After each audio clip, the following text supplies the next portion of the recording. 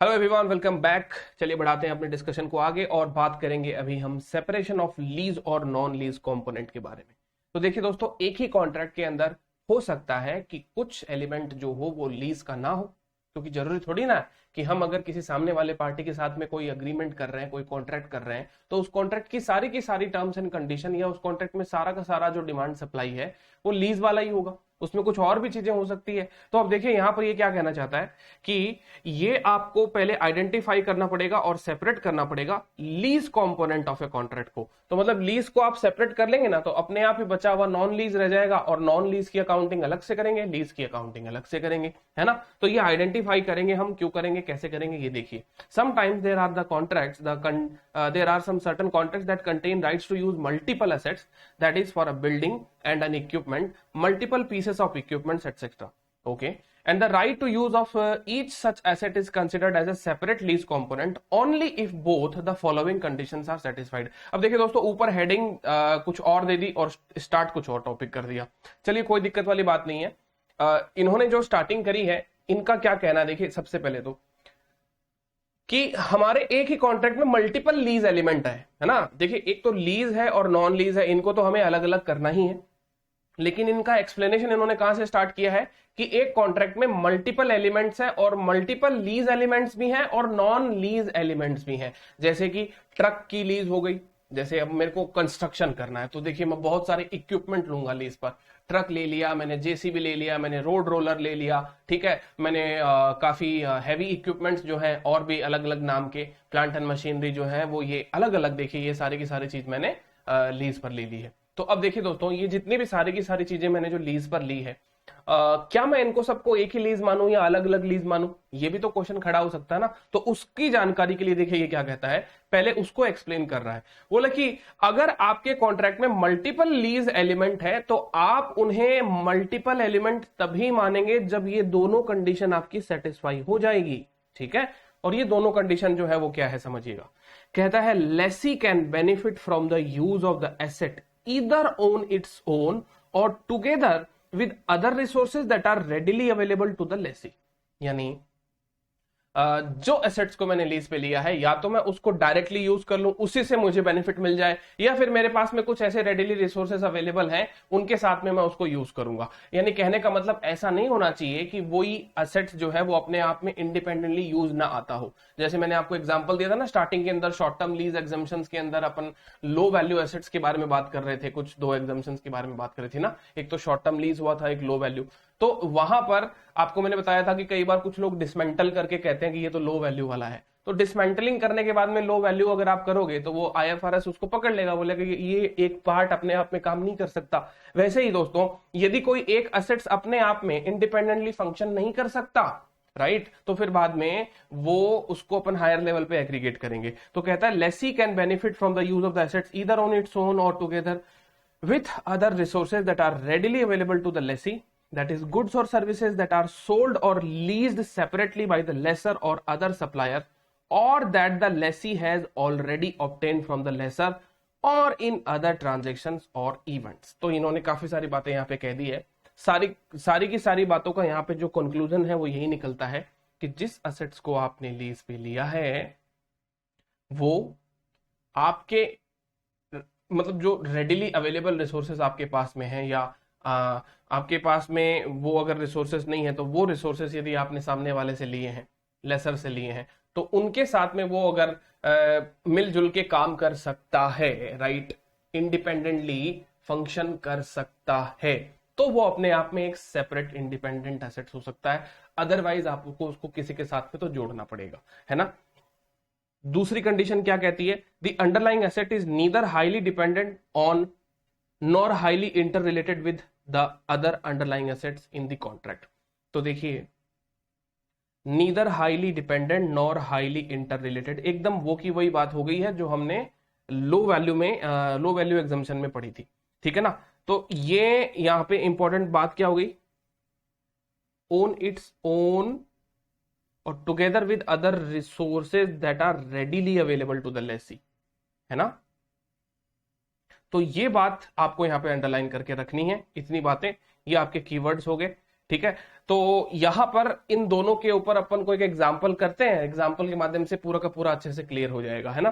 कहता है if one or both of these criteria are not met then the right to use multiple asset is considered a single lease component that is not a separate lease component। अब देखिए दोस्तों, इसको भी आप लोग important ही mark कर लीजिए, क्योंकि यही हमारा डिसीजन मेकिंग है। यहां से डिसीजन मेकिंग हमारी यहां से ही होगी, और क्या होगी देखिए, बहुत बहुत ध्यान से इस चीज को समझिएगा आप लोग।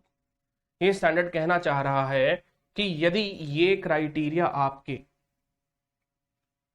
दोनों ही नहीं मीट हो रहे हैं, है ना, दोनों, अब देखिए एंड लिखा हुआ है ना यहाँ पे, एंड यानी क्राइटेरिया नंबर 1 और क्राइटेरिया नंबर 2, ये दोनों अगर एक साथ मीट होंगे, ओनली इफ बोथ, तभी जाकर हम क्या करेंगे कि उस असेट्स की सेपरेट अकाउंटिंग करेंगे, अदरवाइज उसकी सेपरेट अकाउंटिंग नहीं हो पाएगी, है ना, वो कोई सेपरेट लीज एलिमेंट नहीं हो पाएगा। सर इसका कोई एग्जाम्पल दीजिए, तब जाके अच्छे से समझ में आएगा, अभी तो थोड़ा सा मिक्स हो गया। तो आइए दोस्तों, मैं आपको इसका एग्जाम्पल देता हूं। ये देखिए, कहता है let us have a look at the following illustration, है ना, आपको परेशान करेगा ही नहीं, मटेरियल जो है अपना, मटेरियल ही समय समय पर आपको एग्जाम्पल देता है। कहता है देखिए, a lessee enters a lease of an excavator and the related accessories. ठीक है, अब रुकिए दोस्तों, मैं आपको पहले ना इसका एक एग्जाम्पल जो है वो बताता हूं, ताकि आप इसको अच्छे से समझ सके कि ये कॉन्सेप्ट जो है दोस्तों वो क्या है। कोई सा भी चित्र ले लेते हैं अपन यहां से, ठीक है। ये देखिए दोस्तों, अब समझिए मेरी बात को। अरे भैया, रिजोल्यूशन बड़ा ही बेकार आ गया इसका, तो एक सेकेंड रुकिए।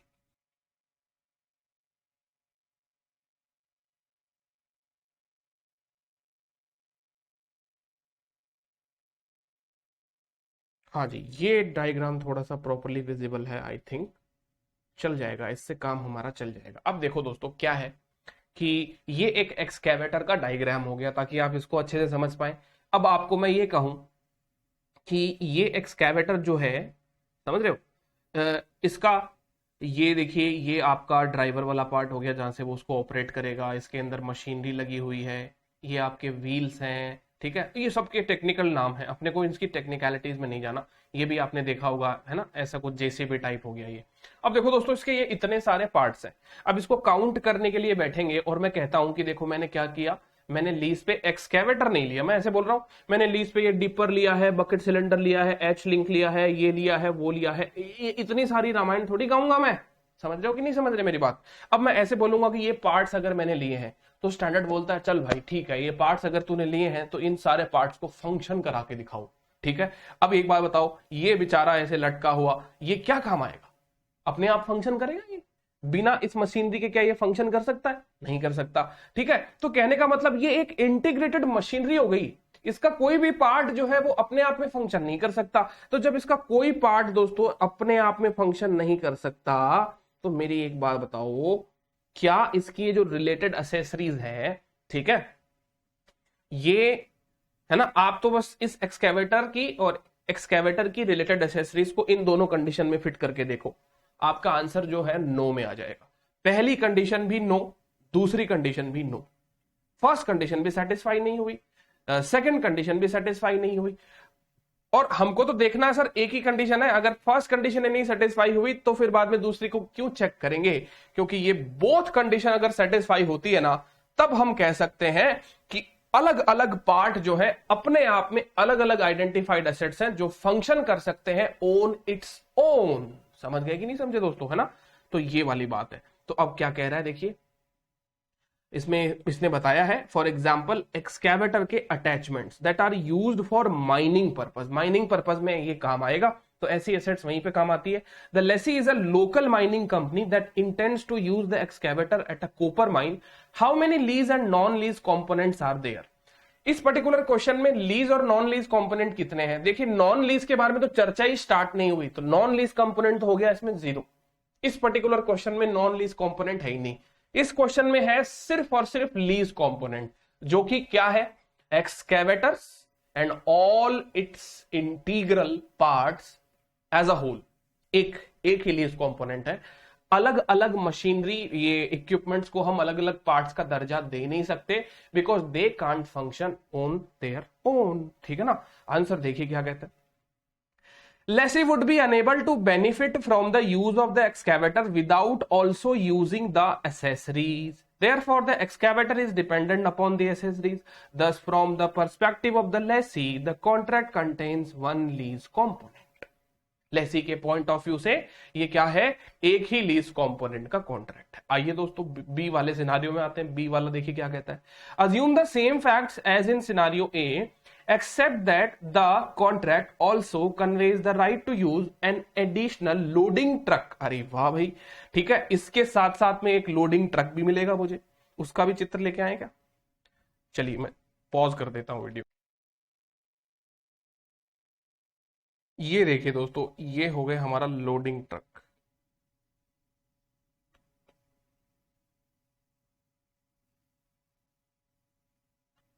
कभी तो ये डायरेक्ट आ जाता है, कभी नहीं आता। हाँ जी, हो गया ये ट्रांसफर वहां से। तो चलिए दोस्तों, अब देखो ये जो लोडिंग ट्रक है, ठीक है, ये भी काम तो उसी में माइनिंग में आने वाला है। मुझे काम तो सर ये भी माइनिंग एक्टिविटीज में ही आने वाला है। बट आप मुझे बताएं कि सर जी ये जो दोनों चीज है, अब क्या मैं इनको एक ही मान लूं? समझ रहे मेरी बात? क्या इन दोनों को मैं एक ही मान लूं क्या? कि मतलब मैंने तो एक्सकैवेटर जो है और जो ट्रक जो है, ये दोनों लीज पे लिया है और दोनों ही एक ही लीज एसेट्स है, आइडेंटिफाइड सिंगल लीज एसेट्स है। क्या मैं इसको ऐसा मान सकता हूं? तो वही बात है, आप इस लोडिंग ट्रक को इन दोनों कंडीशन में चेक करके देखिए। दोनों कंडीशन क्या कहती है? क्या ये loading truck on its own use आ सकता है या संस्था के रेडिली अवेलेबल रिसोर्सेज? अब कुछ लोग यहां पे इसका एग्जांपल पूछते हैं। चलो दोस्तों, कोइंसिडेंटली ये जो रेडिली अवेलेबल रिसोर्सेज का चित्र भी यहां पे आपको मिल गया। ये देखिए लोडिंग ट्रक कौन सा है हमारे इस क्वेश्चन में, ये है लोडिंग ट्रक। ठीक है ना। अब ये लोडिंग ट्रक के अंदर लोडिंग कैसे होती है? लोडिंग होती है सर जी इस readily available resources, readily available resources, ये कुछ भी हो सकते हैं, है ना। ये रेडिली अवेलेबल रिसोर्सेज मतलब इस लोडिंग ट्रक के अंदर सामान भरने के लिए मैं इसको यूज लेता हूं, तो ठीक है, कोई दिक्कत वाली बात नहीं है। ये आपके पास में भी हो सकता है रिसोर्स, या ये वाला रिसोर्स भी आप किसी और से लीज पे ले सकते हैं, है ना। सो इससे मैटर नहीं करेगा। मेन चीज ये है कि ये लोडिंग ट्रक अपने आप में फंक्शन कर पा रहा है कि नहीं कर पा रहा। तो बिल्कुल कर पा रहा है सर जी। ट्रक तो एक अलग ही एसेट्स है, एक्सकैवेटर एक अलग एसेट्स है, दोनों की कैरेक्टरिस्टिक्स भी अलग अलग है। और आईएफआरएस की ये जो दो कंडीशंस हैं, इनको भी वो क्या करता है, पूरा करता है। ओन इट्स ओन भी यूज आ सकता है। और दूसरी बात, नीदर हाईली डिपेंडेंट और नॉर हाईली इंटर रिलेटेड। अब आप कहोगे सर इसके अंदर लोडिंग तो इसके ऊपर डिपेंड हो गई, तो कोई बात नहीं भैया, हाथ से कर लो। समझ रहे हो ना मेरी बात? ये तो हम समय बचाने के लिए लोडिंग मशीन से कर रहे हैं बात। ये ट्रक जो है वो किसी भी एंगल से इसके ऊपर डिपेंडेंट नहीं है, वो तो हम अपने फंक्शन को स्मूथ करने के लिए ऐसा कर रहे हैं, राइट। अब कल को आप ये कह दोगे सर ये एक्सकैवेटर जो है वो प्रोडक्शन ही नहीं करेगा, या पत्थर वगैरह स्टोनिंग की माइनिंग वगैरह अगर नहीं करेगा तो फिर लोड क्या करेंगे? तो ऐसी दिमाग मत लगाना कि भाई इसके बिना प्रोडक्शन नहीं होगा तो ये यहां तक स्टॉक नहीं लेकर आ पाएगा और बाद में लोड भी नहीं होगा, तो इसका मतलब लोडिंग तो सर एक्सकैवेटर पर डिपेंड करती है। ये ऐसे कोरिलेशन नहीं बिठाया जाता, है ना। ओन इट्स ओन यूज का मतलब क्या हो गया कि यहां पर ये एक सेपरेट एसेट्स है जिसकी फंक्शन एक सेपरेट है, इसकी इकोनॉमिक कैरेक्टरिस्टिक्स अलग है, और ये अपने आप में बिल्कुल इंडिपेंडेंटली यूज लिया जा सकता है। या तो खुद अपने आप में यूज लिया जा सकता है, या संस्था के पास में जो रेडिली अवेलेबल रिसोर्सेस है उनकी मदद से इसको हम लोग यूज में ले सकते हैं। तो बताइए दोस्तों, क्या ये किसी दूसरे एसेट्स के ऊपर हाईली डिपेंडेंट और हाईली इंटर रिलेटेड है क्या? जैसे कि इस एक्सकैवेटर के मल्टीपल पार्ट्स थे। तो आप कहेंगे नहीं सर, ये दोनों हाईली डिपेंडेंट यहां पर नहीं है। तो इसका मतलब सिनारियो नंबर बी में हमारे कॉन्ट्रैक्ट में लीज एलिमेंट है, लेकिन कितने हैं सर? दो। एक तो एक्सकैवेटर का, एक आपका लोडिंग ट्रक। ठीक है ना, आ गई बात समझ में? क्वेश्चन भी समझ में आ गया होगा। तो कहता है lessee can benefit from the loading truck on its own और together with the other readily available resources because the loading truck could be deployed for other uses independent of the excavator. So the lessee can also benefit from the use of the excavator on its own और together with other readily available resources. So from the perspective of the lessee, the contract contains two lease components, that is a lease of the excavator together with the accessories and a lease of the loading truck. बताइए दोस्तों, बात समझ में आई कि नहीं आई? आगे बात समझ में? चलिए, बहुत बढ़िया. तो अब आते हैं दोस्तों नेक्स्ट टॉपिक पे, जो है अपना separating lease components from non lease component. अब देखिए, हमारे कॉन्ट्रैक्ट के अंदर लीज एलिमेंट के अलावा नॉन लीज एलिमेंट्स भी मिलेंगे, तो उनको भी आपको अलग से कर देना है, सेपरेट कर देना है, ताकि उनकी अकाउंटिंग अलग हो, लीज वालों की अकाउंटिंग अलग हो. तो कहता there may be a many contracts containing a lease coupled with an agreement to purchase or sell other goods or services, that is the non-lease components under Ind AS 116. other goods or services, जो कि क्या है, आपके non lease component है. For example, a supplier में lease a truck and also operate the leased assets on behalf of a customer, that is provide a driver. देखिए दोस्तों, driver provide करना अब फ्री में तो प्रोवाइड करेगा नहीं, ड्राइवर का कुछ पैसा तो चार्ज करेगा वो. तो ड्राइवर का जो पैसा चार्ज कर रहा है उसको अपन लीज रेंट तो नहीं कह सकते, वो तो आपका नॉर्मल खर्चा हो गया. तो लीज के तो कॉन्ट्रैक्ट से ही बाहर हो गया ये ड्राइवर का खर्चा जो हुआ है. तो इसका मतलब ऐसी चीजों को आपको पहचानना पड़ेगा अपने कॉन्ट्रैक्ट. फिर क्या कहता है, this service is not related to securing the use of the truck. अब देखिए भैया, ये जो है ना, ये service not related to securing the use of the truck. मतलब ये सर्विस जो है हमारे ट्रक के यूज से रिलेटेड बिल्कुल नहीं है. हम इसको कहीं से भी ले सकते हैं, सप्लायर से ले, हम खुद करें या किसी और से ये काम करवाएं, ये तो बस आपका नॉर्मल ऑपरेशन का पार्ट हो गया. ये तो खर्चा जो आएगा तो आएगा ही आएगा, है ना. तो ये आप कहीं से भी लें, इसका कोई फर्क नहीं पड़ेगा आपके लीज कॉन्ट्रैक्ट के ऊपर. तो कहता only items that contribute to securing the output of the assets are lease components. क्या कह रहा है, only items that contribute securing the output of the asset are lease component. अब जैसे एक्सकैवेटर के अंदर जो मल्टीपल कंपोनेंट्स थे, उन सारे कंपोनेंट के बिना वो एक्सकैवेटर फंक्शन ही नहीं कर सकता था, वो आउटपुट ही नहीं निकाल सकता था. तो इसका मतलब वो सारे के सारे कंपोनेंट क्या हो गए, लीज कंपोनेंट हो गए, है ना. So in this example only the use of the truck is considered a lease component. So similarly, cost incurred by a supplier to provide maintenance on an underlying asset as well as the materials and supplies consumed as a result of the use of the assets are not lease component. तो कितने example दे रहा है, देखिए दोस्तों, ये कह रहा है कि कोई मेंटेनेंस की सर्विस हो गई, कोई मटेरियल सप्लाईज कंजम्पशन की बात हो गई, ये सारी की सारी चीजें जो है ना, ये अलग ही चीज है, ये लीज का पार्ट नहीं बनती.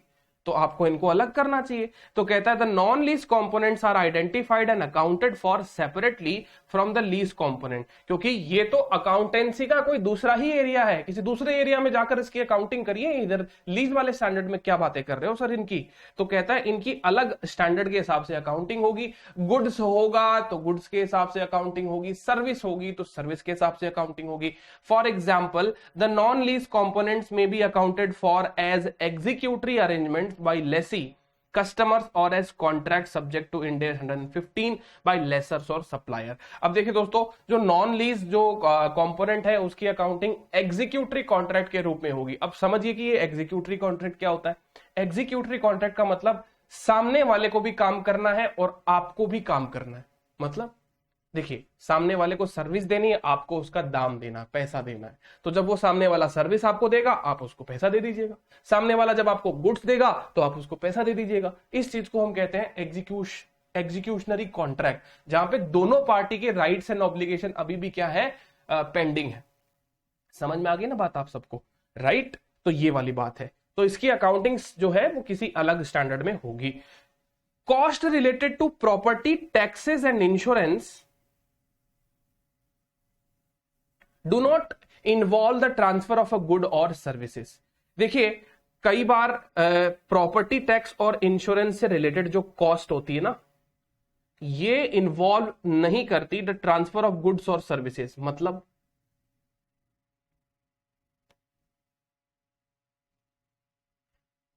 Consequently, if these costs are fixed in the contract, they should be included in the overall contract consideration to be allocated to the lease and non-lease component. देखिए दोस्तों क्या है यहां पर, ये क्या कहना चाह रहा है, प्रॉपर्टी टैक्सेस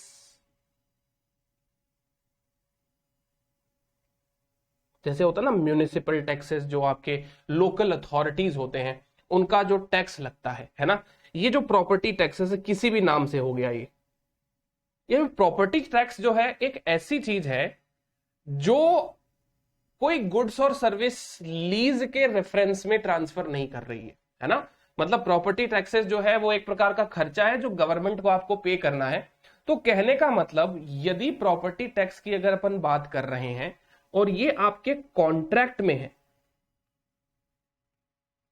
प्रॉपर्टी टैक्सेस आपके कॉन्ट्रैक्ट का पार्ट है, आपको देना पड़ रहा है, राइट, किसी पार्टी का ये खर्चा हो रहा है, तो आपको ये प्रॉपर्टी टैक्सेस को क्या करना पड़ेगा, स्प्लिट कर देना पड़ेगा दो भागों में। इसको आप क्या कर दीजिए दोस्तों, इसको आप स्प्लिट कर दीजिए। किस में स्प्लिट कर देंगे सर, लीज कंपोनेंट में और नॉन लीज कंपोनेंट। मतलब ऐसे कैसे सर, इसको लीज कंपोनेंट में और नॉन लीज कंपोनेंट में कैसे स्प्लिट कर देंगे हम, क्या मतलब हुआ इस चीज का। तो मतलब देखो दोस्तों ऐसा हुआ कि आपके कॉन्ट्रैक्ट पर ये खर्चा है एक प्रकार का, मान लीजिए एक्स अमाउंट का ये खर्चा आया और आपके कॉन्ट्रैक्ट में मल्टीपल एलिमेंट्स इन्वॉल्व है। कितने एलिमेंट्स हैं, लेट से 2 या 3 या 4 एलिमेंट्स हैं आपके कॉन्ट्रैक्ट में, जिसमें एक लीज है, बाकी के 2-3 अलग अलग कंपोनेंट है। तो अब ये प्रॉपर्टी टैक्सेस को दोस्तों आपको क्या करना पड़ेगा पता है, ये प्रॉपर्टी टैक्सेस को हमें अलोकेट करना पड़ेगा, अलोकेट करना पड़ेगा। अच्छा कितने कंपोनेंट हैं, जितने भी कंपोनेंट हैं उनके कैरिंग अमाउंट में आप इसको अलोकेट कर दीजिए। ठीक है, चलिए इसको प्रैक्टिकल एग्जांपल से समझाऊंगा मैं, आपको समझ में आ जाएगा, चिंता की कोई बात नहीं है इसके अंदर। देखिए, consequently if these cost are fixed in the contract, यदि कॉन्ट्रैक्ट में ये कॉस्ट आपकी फिक्स है तो they should be included in the overall contract consideration, ये पूरे के पूरे कॉन्ट्रैक्ट के कंसिडरेशन का पार्ट बनेगा और इसको अलोकेट किया जाएगा लीज और नॉन लीज कंपोनेंट के अंदर। ठीक है, अब पहले ना इसी के ऊपर पहले कोई क्वेश्चन करते हैं, फिर बाद में आगे की बात करेंगे। हाँ जी दोस्तों, तो मैंने ये क्वेश्चन ढूंढ लिया है, इसके ऊपर क्वेश्चन आपको मिलेगा हमारे एजुकेशनल मटेरियल में, है ना। तो एजुकेशनल मटेरियल का क्वेश्चन नंबर जो 45 है, डायरेक्ट 45 पे मैं आपको लेके आ रहा हूं। हालांकि ये कंसिडरेशन ओरिएंटेड क्वेश्चन हो गया, आगे चल के कंसिडरेशन आएगा, हम उस कंसिडरेशन की भी बातें करेंगे। बट अब जब ये बात यहाँ पे छिड़ ही गई है तो मैं आपको यहीं पे लगे हाथों बता देता हूं कि भैया ये जो प्रॉपर्टी टैक्सेस वगैरह है, ये कोई नॉर्मल जो खर्चा, कॉमन खर्चा जो है, इसके बारे में हमें कैसे काम करना चाहिए। तो देखो दोस्तों, बड़ा ही सिंपल क्वेश्चन है, कहता है देखो, entity X lessee enters into an agreement with entity Y lesser for a period of 5 years to lease a portion of a building, and entity X is required to make a fixed annual lease payment of 3.5 lakh रुपए and total payment of INR 17,50,000 over the 5-year term. ठीक है, as per the terms of the contract INR 350 annual payment comprises अब 3.5 लाख रुपए मैं fix दे रहा हूं, तो आप मतलब ऐसा कहीं ये ना सोच लें कि 3.5 लाख रुपए मेरा लीज रेंटल है, 3.5 लाख रुपए पूरा का पूरा लीज अकाउंटिंग में चला जाएगा। अब आपको उसको देखना पड़ेगा कि ये 3.5 लाख में क्या क्या छुपा हुआ है। देखिए, ब्रेकअप बताता है, बिल्डिंग का रेंट तो है 2 लाख रुपए, कॉमन एरिया मेंटेनेंस सर्विस, बताइए दोस्तों, common area maintenance services charge. अब ये बताओ, ये लीज रेंट है क्या, आप बताओ, अभी अभी अपन ने पढ़ा है इसके बारे में, क्या ये खर्चा कैम का जो एक्सपेंसेस है, क्या ये आपका लीज रेंट होगा क्या? नहीं सर, अभी अभी हमने क्या पढ़ा था कि कुछ ऐसे खर्चे होते हैं जो खर्चे सेपरेट गुड्स और सर्विसेज है, एक प्रकार से नॉर्मल, इसकी अकाउंटिंग नॉर्मल अकाउंटिंग स्टैंडर्ड में होगी। आपके लिए खर्चा है, सामने वाले के लिए इनकम है। गुड से सप्लाई कर रहा है तो वो स्टॉक की सेल हो जाएगी, उसके लिए सर्विस सप्लाई कर रहा है तो सर्विस रेंडरिंग हो जाएगी, और आप इनको कंज्यूम करने वाले हो तो आप इनके परचेज और कंजम्पशन की अकाउंटिंग करेंगे, खर्चा बुक करेंगे। तो ये तो फिर बाद में आपका लीज एलिमेंट नहीं हुआ। इसका मतलब building rent is my lease element, common area maintenance service is my non lease element. और भी सुनिए, प्रॉपर्टी टैक्सेस प्रोरेटा, ठीक है, बिल्डिंग इंश्योरेंस प्रोरेटा। ना what is the meaning of pro rata? Sir pro rata का मीनिंग यहां पे ये हो गया, कितने फ्लोर की बिल्डिंग है ये? फ्लोर बताया था ना स्टार्टिंग में इसने, कुछ फ्लोर कहां गया भाई? अरे भाई फ्लोर अभी तो लिखा हुआ था इसके ऊपर। अच्छा फ्लोर नहीं लिखा हुआ था, सॉरी, पोर्शन लिखा हुआ था। ओके, तो ये जो पोर्शन लिखा हुआ है ना, ये ही तो, जैसे सपोज करो अगर ये 10 फ्लोर की बिल्डिंग है, इसमें से 2 फ्लोर की बात हो रही है ना, तो 2/10 इज द पोर्शन, इसको हम पोर्शन कहते हैं। तो प्रॉपर्टी टैक्सेस जो है आपके एग्जाम में ये ऐसे भी आ सकता है, प्रॉपर्टी टैक्सेस प्रोरेटा वो लोग ना दे, है ना, और प्रोरेटा ना देकर टोटल प्रॉपर्टी टैक्सेस दे दे, तो फिर बाद में आपको टोटल प्रॉपर्टी टैक्सेस का 2/10 ऐसे स्प्लिट करना पड़ेगा। मतलब पूरी की पूरी प्रॉपर्टी का सारा टैक्स नहीं है ये, जितना अभी हमने लीज पे दिया ना उतना है।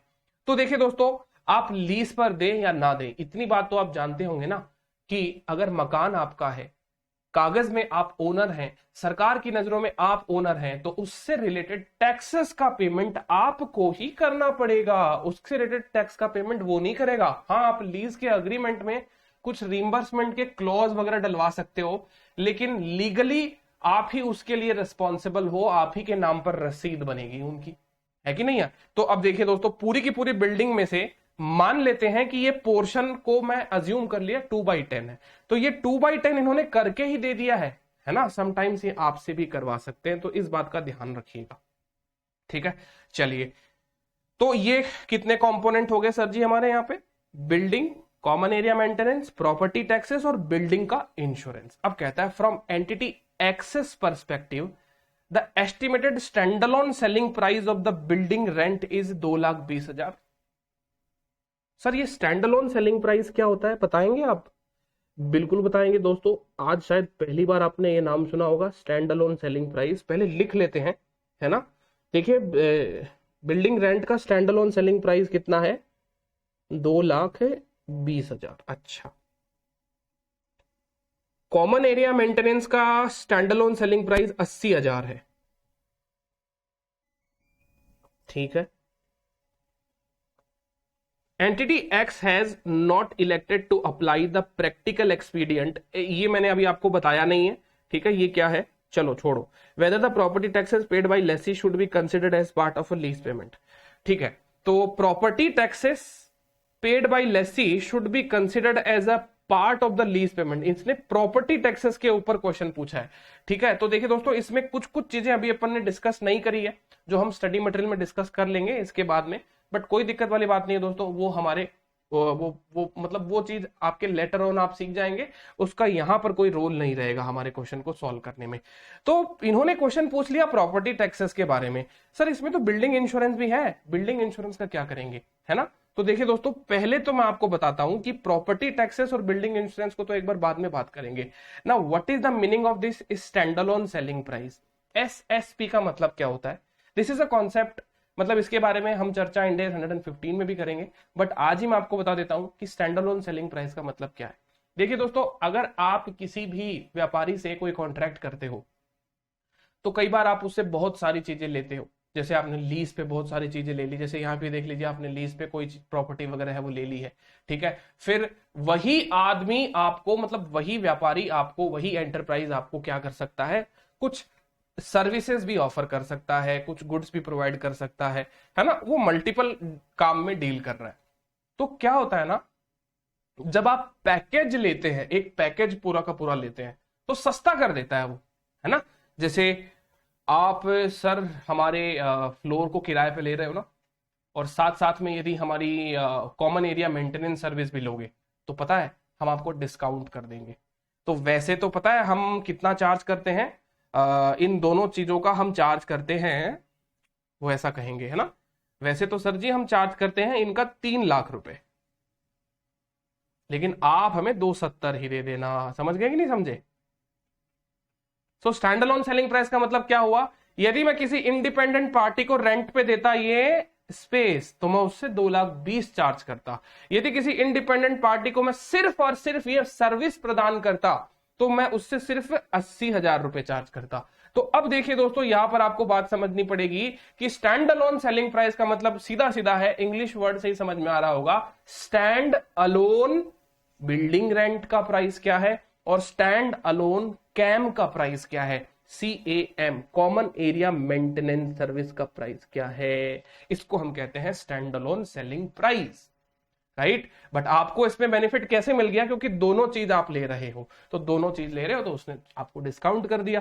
तो एक तरीके से क्या किया उसने, 3 लाख की चीज आपको 270 में ही दे दी। अब समझिएगा क्या करना है आपको। चलिए दोस्तों, अब मैं आपको इसको अलोकेट करना सिखाता हूं कि एक्चुअल में इसका अलोकेशन कैसे होता है।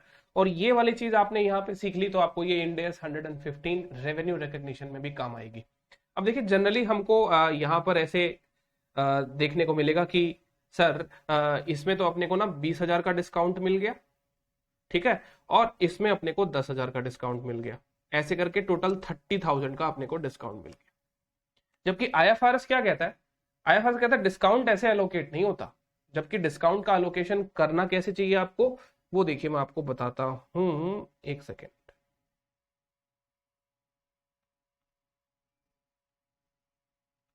देखिए, हमारा एक तो है बिल्डिंग रेंट,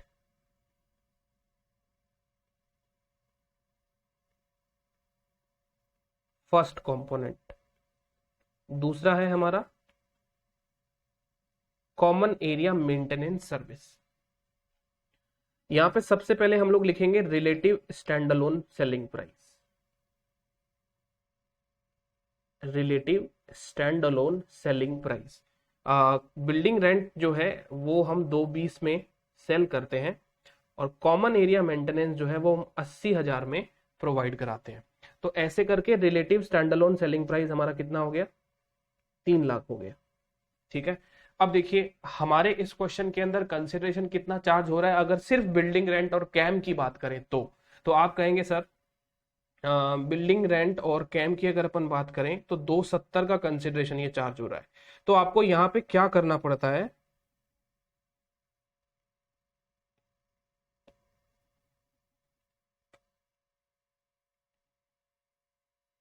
यहां पे आपको करना पड़ता है एलोकेशन ऑफ कंसिडरेशन, ठीक है। कंसिडरेशन का आपको एलोकेशन करना है, कैसे, देखिए 270 हम चार्ज कर रहे हैं, तो सर इसको अलोकेट करने की क्या दरकार है, पता है ना बिल्डिंग रेंट का हम 2 लाख चार्ज कर रहे हैं और कॉमन एरिया मेंटेनेंस का हम 70 चार्ज कर रहे हैं। ऐसा नहीं है दोस्तों, ये अपने को देखने में लगता है कि बिल्डिंग रेंट हमने 2 लाख रुपीज चार्ज कर रहे हैं और उसका 70 चार्ज कर रहे हैं, वो तो आपको देखने में ऐसा लग रहा है, जबकि एक्चुअल में क्या हो रहा है कि दोनों का कंबाइंड इफेक्ट है ये। टोटल 3 लाख रुपए की सर्विस के बदले आपको 270 लिए जा रहे हैं, ठीक है ना। वो आपको जो बताया गया है कि 3 लाख के बदले जो 270 लिए जा रहे हैं ना, अब आपको करना ये होगा कि आप इनको इनके स्टैंडअलोन सेलिंग प्राइस में एलोकेट करिए, या तो कंसिडरेशन को अलोकेट कर दीजिए या डिस्काउंट को अलोकेट कर दीजिए, बात एक ही है। देखिए, मैं आपको दोनों चीज करके बताता हूं। अब चलो, टॉपिक अगर अपना यहां पे ओपन हो ही गया है तो मैं आपको अच्छे से ही समझा देता हूं। अलोकेशन ऑफ कंसिडरेशन या फिर मैं आपको अलोकेशन ऑफ डिस्काउंट भी करके बता देता हूं, ठीक है। हमारा डिस्काउंट कितना है, 30,000 है, ठीक है। तो अगर मैं ये चीज अलोकेट करता हूं तो देखिए मेरा फाइनल कंसिडरेशन अलोकेट होके कितना आएगा, ये मेरा रेशियो होगा, 220 और 80 शुड बी माई रेशियो।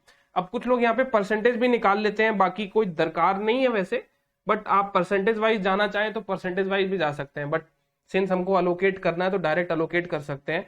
तो 220 divided by 3 lakhs multiply by हम कंसिडरेशन को अलोकेट कर रहे हैं 270।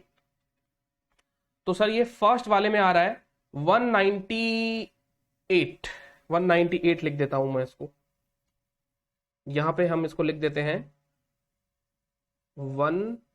98, ठीक है। और दूसरे वाले का जो आएगा वो हो जाएगा 72,000। समझ गए? ये आया है एलोकेशन ऑफ कंसिडरेशन का। नाउ अगर डिस्काउंट की बात करें 30,000, तो आप डिस्काउंट अलोकेट कर दीजिए। 30,000 को अलोकेट करना है, वही 220 डिवाइडेड बाई 3 लाख के रेशियो में 30,000 के डिस्काउंट को अलोकेट कर दीजिए, तो ये आएगा आपका 22,000। 22,000 और ये आएगा आपका 8,000 रुपए।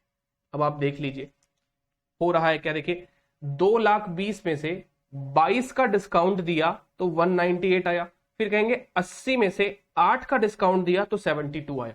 तो चाहे आप डिस्काउंट को अलोकेट कर लीजिए, चाहे आप कंसीडरेशन को अलोकेट कर लीजिए, आंसर आपके सेम ही आएंगे। अब आपके दिमाग में ये वाली बात आ रही होगी, ये वाली बात तो आप समझ गए होंगे। अब आपके दिमाग में ये वाली बात आ रही होगी, बोले सर ये क्या कर रहे हो आप।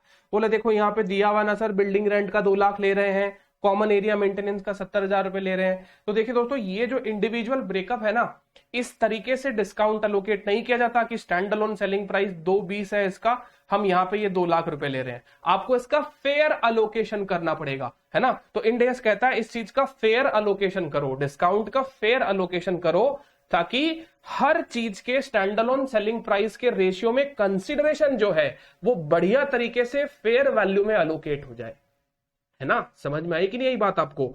तो हम प्रायोरिटी इसको ना देते हुए स्टैंड अलोन सेलिंग प्राइस की फेयर वैल्यू को देते हैं कंसिडरेशन अलोकेट करने में, राइट। तो ये तो अपन क्या कहते हैं, साधारण भाषा में बोल रहे हैं कि 220 की चीज 2 में ले लो, 80 की चीज 70 में ले लो। जबकि बिलिंग में क्या हो रहा है, देखो सर 3 लाख रुपए का सामान है, हम आपको 270 में ही दे देते हैं, है ना। बोली मतलब रियल में डील क्या होती है, 3 लाख रुपए की सर चीज है, आप सर 270 में ही ले लो यार। अब आप ऊपर नीचे उसको कैसे ही एलोकेट कर लो, बिल्डिंग रेंट कम समझ लो, चाहे कॉमन एरिया मेंटेनेंस को ऊपर नीचे कर लो, ये तो सब आपके ही किए धराए खेल रहेंगे ना। तो कहने का मतलब यहां पर हो सकता है कि आपने इसको ऊपर नीचे किया हो, राइट। आप कहोगे नहीं नहीं मेरा तो पूरा का पूरा डिस्काउंट बिल्डिंग रेंट में लगा दो, फिर बोलोगे नहीं नहीं पूरा का पूरा डिस्काउंट रेंट है ना कैम में ही लगा दो। तो बोला आपके बोलने से कुछ नहीं होता है, अलोकेशन जो है इनके फेयर वैल्यू में होगा। Accounting, for the purpose of accounting discount will be allocated in the ratio of standalone selling price. I hope दोस्तों अब आपको ये कॉन्सेप्ट जो है वो अब बढ़िया तरीके से समझ में आ गया होगा। उम्मीद करता हूं कि इसमें कोई आपको दिक्कत नहीं हुई होगी। तो ये कंसिडरेशन अलोकेट हो गया। अच्छा, लेकिन सर हमारा कंसिडरेशन 3 लाख नहीं है, 3,50,000 है। तो आइए उसकी भी बातें करते हैं। देखो, एक तो आपका प्रॉपर्टी टैक्स है, एक आपका इंश्योरेंस का खर्चा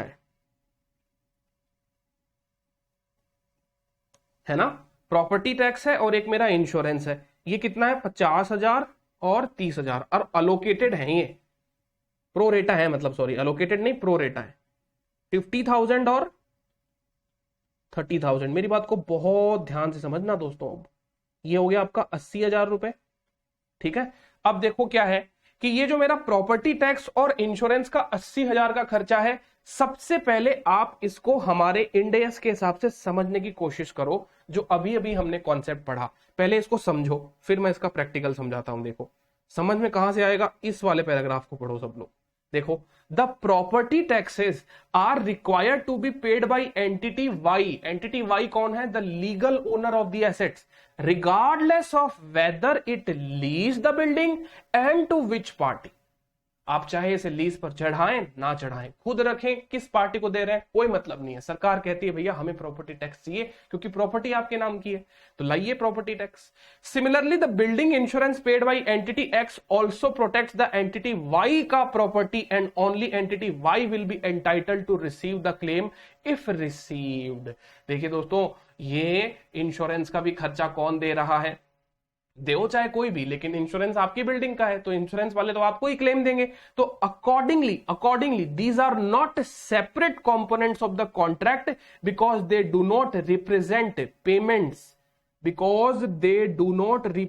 पेमेंट्स फॉर गुड्स और services and are considered to be part of the total consideration that is allocated to the separately identified components of the contract। यानी ये वो कंसिडरेशन है जो आपको पे तो करना पड़ रहा है ना। लीज के कॉन्ट्रैक्ट में आपको ये कंसिडरेशन पे तो करना पड़ रहा है, बट ये बिलोंग किसको करते हैं?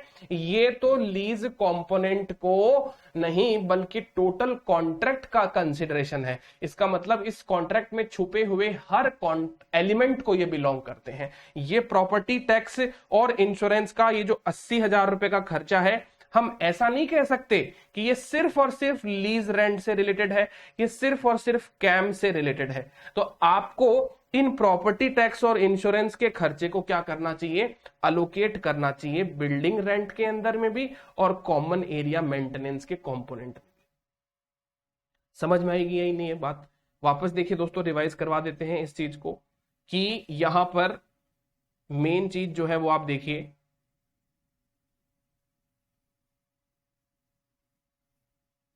अपना स्टडी मटेरियल में वापस आइए और इस बात को वापस पढ़िए।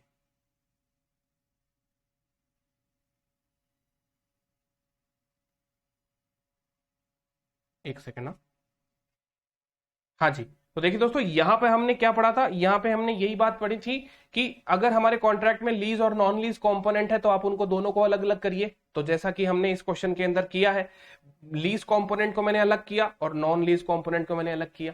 ठीक है सर, कर लिया। इसके बाद में यहां पे कहता है नॉन लीज कंपोनेंट के ऊपर रेस्पेक्टिव स्टैंडर्ड से उसकी अकाउंटिंग होगी, कर देंगे वो भी उसके हिसाब से। फिर कहता है कि कुछ कॉस्ट जो है जैसे कि प्रॉपर्टी टैक्स और insurance do not involve the transfer of a good और सर्विस। यहां पे हम कोई गुड्स और सर्विस प्रदान नहीं कर रहे हैं, ये तो जवाबदारी बनती है, रिस्पॉन्सिबिलिटी बनती है लीगल ओनर की सरकार को चुकाने के, ये खर्चे उनको चुकाने पड़ेंगे। So consequently if these cost are fixed in the contract, यदि कॉन्ट्रैक्ट में ये कॉस्ट आपकी फिक्स है और लगेगी, आप इसको अवॉइड नहीं कर सकते, दे शुड बी इंक्लूडेड। दोस्तों, they should be included in the overall contract consideration. Total consideration में आ रही है ना 3.5 लाख रुपए, 3 लाख प्लस 50,000 रुपए है ना। तो to be allocated to the lease and non lease component, ये स्टैंडर्ड का मार्गदर्शन है कि कॉन्ट्रैक्ट का कंसिडरेशन अलोकेट करिए लीज और नॉन लीज कंपोनेंट। ये स्टैंडर्ड हमको कहना चाहता है, तो हम वही तो करने की कोशिश कर रहे हैं इतनी देर से कि 80,000 रुपए को लीज कंपोनेंट में अलोकेट करिए और 80,000 को नॉन लीज में अलोकेट करिए। आइए दोस्तों ये भी कर देते हैं। कैसे होगा सर ये बताइए जरा। ये लीजिए दोस्तों, 80,000 रुपए का खर्चा टोटल ले रहा हूं मैं। अब ऐसे फालतू में प्रॉपर्टी टैक्स अलग से करूंगा, इंश्योरेंस अलग से करूंगा, उसमें कोई आना जाने वाली तो बात है नहीं। 80,000 को ही अलोकेट कर देता हूं। देखिए कैसे होगा अलोकेट। अच्छा, कौन से रेशियो में करेंगे सर? अरे वही रेशियो तो फेयर वैल्यू का वही रहेगा ना। देखिए बिल्डिंग रेंट का असली मायने में फेयर वैल्यू है 2,20,000। बिल्डिंग को किसी भी व्यक्ति को किराए पे दिया जाता है तो 2,20 वसूले जाते हैं। कैम का सर्विस किसी को देते हैं तो 80 वसूले जाते हैं। तो relative stand alone selling price मतलब रिलेटिव फेयर वैल्यू हो गई है। तो 80,000 रुपए को अपोर्शन इस रेशियो में करिए। तो 2,20 divided by 3 lakh multiply by 80,000, ये आता है सर 58,667। बोलो आता है कि नहीं आता? 58,667 आता है। अच्छा, फिर कैम वाले का कितना आता है? 80,000 divided by 3 lakh multiply by 80,000, ये आता है सर 21,333 रुपए। आता तो सर यही है। तो इसको हम क्या कहेंगे? इसको हम कहेंगे allocation of fixed expenses that do not represent goods और सर्विस प्रोवाइड, है ना। वो उतना बड़ा लिखने की दरकार नहीं, बस अलोकेशन ऑफ फिक्स्ड एक्सपेंसेस मैंने लिख दिया। Now I am working out my total consideration over here. Total consideration.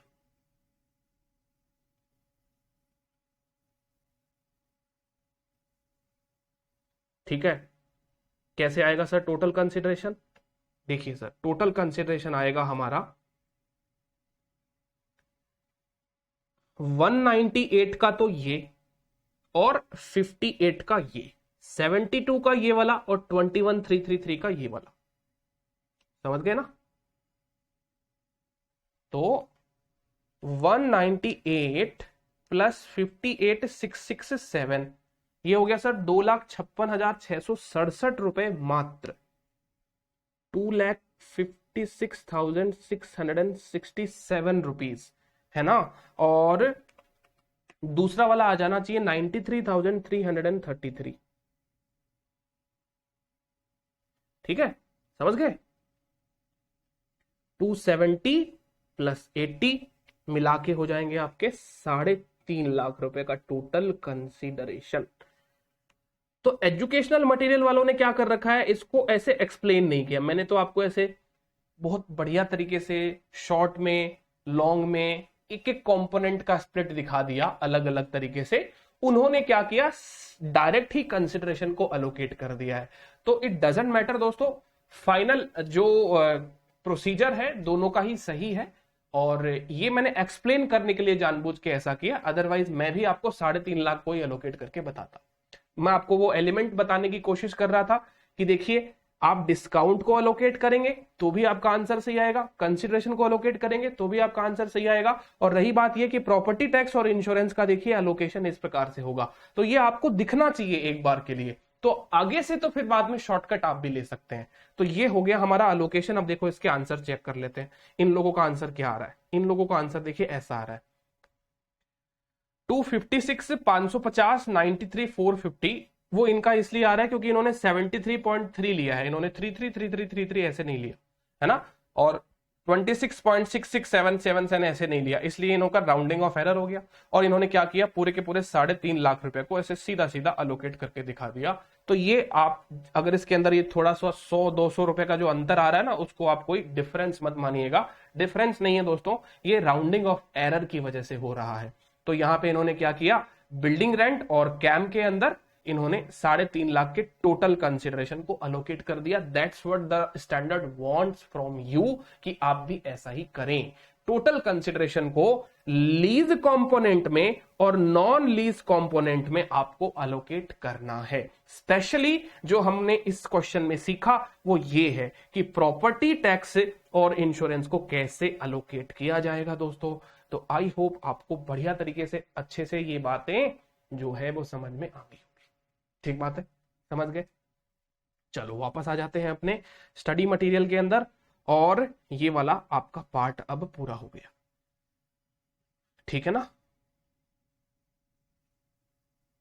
चलिए आगे का टॉपिक स्टार्ट करते हैं। Lessee reimbursements whether a separate component of a contract. Lessee का रिम्बर्समेंट्स कोई कॉन्ट्रैक्ट का सेपरेट कंपोनेंट होगा क्या। अब देखिए दोस्तों, जैसे मैंने आपको बताया, ये खर्चा जो है वो जिम्मेदारी किसकी होती है, आपकी होती है, मतलब लीगल जो ओनर होता है उसकी जिम्मेदारी होती है ये प्रॉपर्टी टैक्स इंश्योरेंस भरने का। तो कई बार हम इसको लेसी से ले लेते हैं, भाई तू उसके अंदर रह रहा है, तुमको पैसा देना पड़ेगा, ठीक है, प्रॉपर्टी टैक्स का और इंश्योरेंस का दोनों का रिम्बर्समेंट कर। इधर से मैं पे करूंगा सरकार को, लेकिन रिम्बर्समेंट मुझे तुमसे चाहिए, ठीक है। तो माइट भी, ये तो देखो अग्रीमेंट के ऊपर डिपेंड होता है, ये तो इसके अंदर तो कोई लॉ वगैरह तो है नहीं है सच। आप दोनों अगर इस चीज के ऊपर अग्री हो तो वही आदमी पे करेगा, अगर लेसी पे करेगा तो करेगा, भाई क्या कर सकते हैं, अग्रीमेंट में लिखा गया वो बात। तो देखिए कहता है, as already discussed about that under Ind AS 116 payments for maintenance activities including common area maintenance, that is cleaning the common area of building, removing snow from a car park for employees and customers।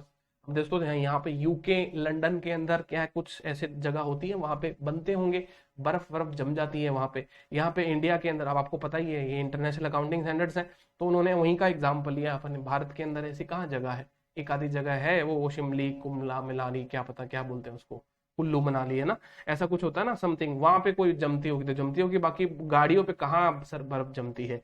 तो कहता है and other goods और services transfer to the lessee, for example providing utilities or rubbish removal, गर्दा वर्दा लग जाता है ना गाड़ी के तो वो हटाते हैं। तो कहता है are considered as non lease components because they provide the lessee with a service, ठीक है। तो कहता है but in some leases a lessee also may reimburse or make certain payments on behalf of the lessor that relate to the leased assets for activities and costs that do not transfer goods or services to the lessee. For example, payments made for real estate taxes that would be owed by the lessor regardless of whether it leased the building and regardless of who the lessee is. ठीक है, तो ऐसी condition में 116 such cost are not separate component of the contract, ये आपकी separate component नहीं है contract की, ये ओवरऑल कंसिडरेशन का ही पार्ट है, because they do not represent payments for goods और services and are considered to be part of the total consideration that is allocated to the separately identified component of the contract, that is the lease and non-lease component if any, है ना दोस्तों। तो इसके बारे में हमने practical भी question कर लिया है, इसमें अब आपको कोई दिक्कत नहीं आएगी, है ना। चलिए, identifying different components in the contract. Entity L rents an office building from landlord M for a term of 10 years. The rental contract stipulates that the office is fully furnished and has a newly installed and tailored HVAC system. HVAC system क्या होता है पता आप लोगों को?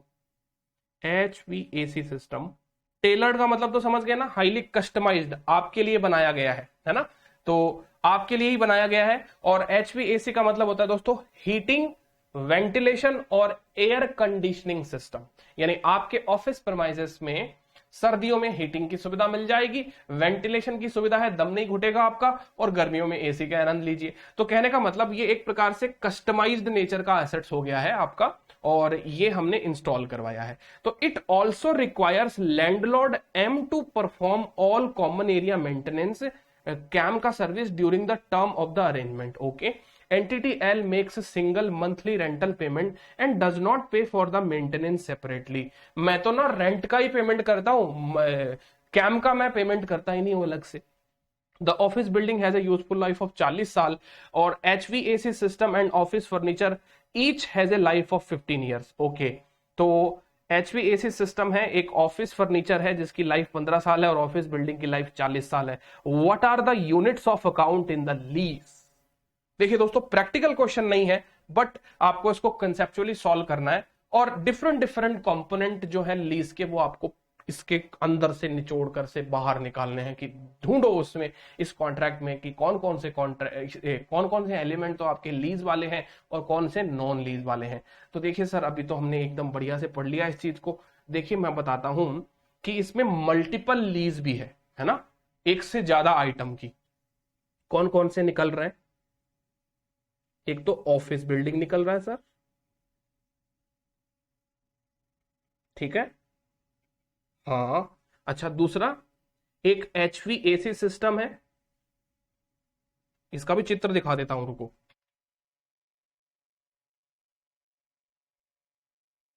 ये देखिए दोस्तों, ये हो गया आपका HVAC का चित्र, है ना, ताकि आप सबको बढ़िया से समझ में आए, आपको किसी बात की चिंता ना रहे दोस्तों। अब देखिए इसमें आप क्या समझ पा रहे हैं, ये एक ऐसी चीज होती है ना, मतलब ये आइडेंटिफाइड एसेट्स है या नहीं है, इसमें मैंने आपको सब्सटैंटिव सब्स्टिट्यूशन राइट के बारे में भी बताया था। अब जनरली ऐसी चीजें देखिए पूरी की पूरी यहाँ पे इंस्टॉल करी गई है ना, यहाँ पे वेंटिलेशन सिस्टम है, इसमें एसी है, इसमें हीटिंग सिस्टम है। तो ये देखो, ये छत के ऊपर बहुत सारे लगे हुए हैं, या जहां पे भी ये लगे हुए हैं, छत है या जमीन ही लग रही है मुझको, तो जमीन के ऊपर ये लगे हुए हैं और ये सप्लाई कर रहे होंगे आसपास में कोई ऑफिस जो है उसको, ठीक है। तो अब ये जो चीज है ना, एक बार इंस्टॉल हो गई, टेलर मेड है, क्लाइंट के डिजाइन के स्पेसिफिकली बनाई गई है, तो मेरे पास में SSR अगर होगा ना, तो भी मैं हैवी कॉस्ट मुझे लगानी पड़ेगी इनको रिप्लेस करने के लिए, इसलिए सब्सटैंटिव सब्स्टिट्यूशन राइट भी यहाँ पे वर्क नहीं करते। तो ये एक HVAC सिस्टम यहाँ पे अपना कंपोनेंट हो गया, समझ गए ना मेरी बात? ये लीजिए, इसको मैं यहां लगा देता हूं, ठीक है। और क्या है सर? एक तो कैम की सर्विस है, अच्छा एक कैम वाली सर्विस भी है इसमें, हाँ एक कैम की भी सर्विस है। और क्या है? और कुछ नहीं है, और कुछ नहीं है, और कुछ नहीं है, नहीं है, ठीक है। तो जो लीज कंपोनेंट है उसके आगे लगा देता हूं मैं लीज। ऑफिस बिल्डिंग क्या लीज कंपोनेंट है? हाँ ऑफिस बिल्डिंग लीज कंपोनेंट है। HVAC क्या लीज कंपोनेंट है? हाँ सर HVAC भी लीज कंपोनेंट है।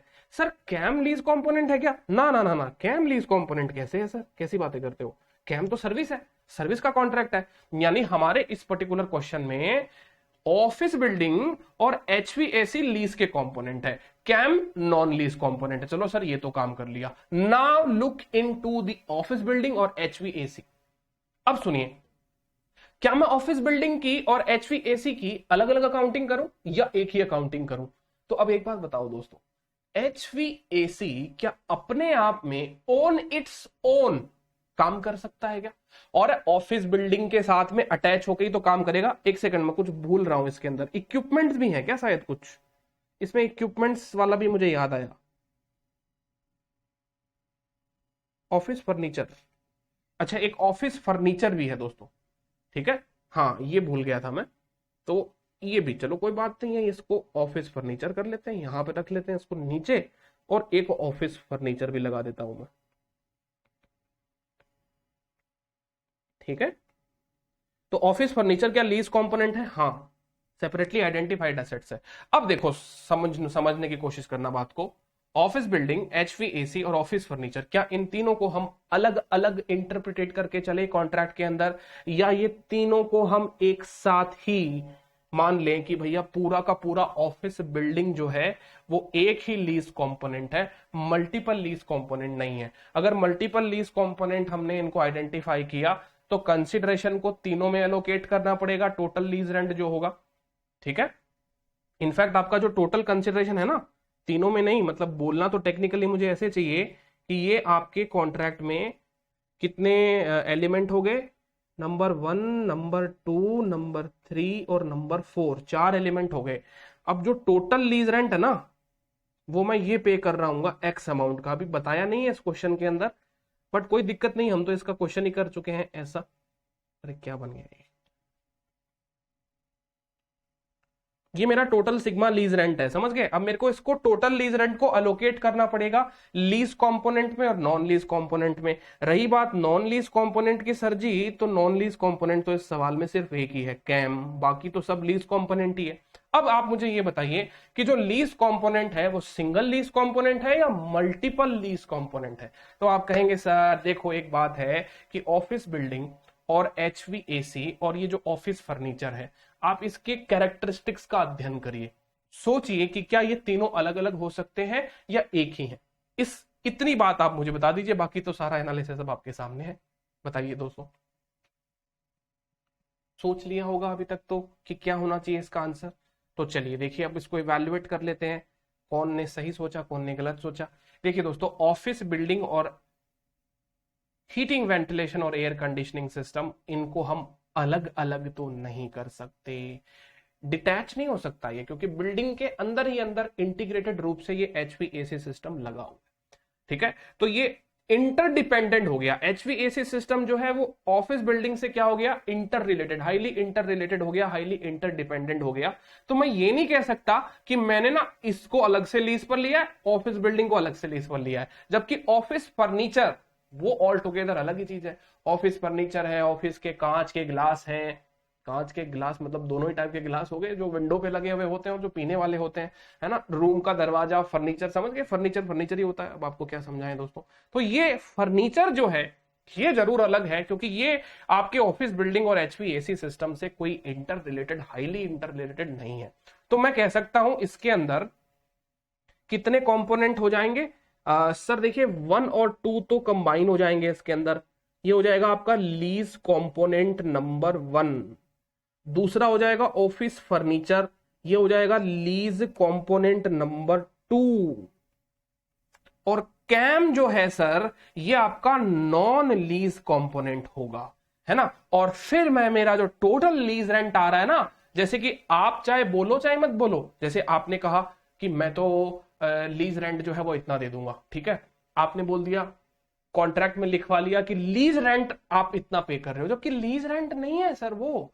अरे वो सारी चीजों का पैसा है, उसमें कैम का भी पैसा है, ऑफिस फर्नीचर का भी पैसा है, एचवीएसी का भी है, ऑफिस बिल्डिंग का भी है। तो सारी की सारी फैसिलिटीज का आपका पैसा जो है वो लीज रेंट बोल के जा रहा है। तो आईएफआरएस को यहाँ पे एलर्जी हो गई, वो बोलता है नहीं नहीं, ये टोटल लीज रेंट जो है वो लीज के कॉन्ट्रैक्ट में नहीं जाना चाहिए, मुझे स्प्लिट करके बताओ कि कितना तो कैम का है, कितना ऑफिस फर्नीचर का है, और कितना आपका ऑफिस बिल्डिंग विथ एचवीएसी का है, तब जाके मैं आपको अकाउंटिंग करने की इजाजत दूंगा।